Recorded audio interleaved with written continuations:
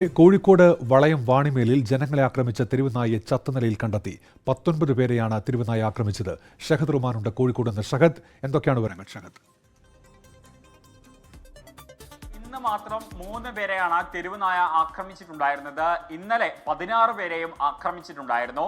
നായയെ പിടികൂടാൻ പലതരത്തിലുള്ള ശ്രമങ്ങൾ നടത്തിയെങ്കിലും നായയെ പിടികൂടാനായിട്ടുണ്ടായിരുന്നില്ല.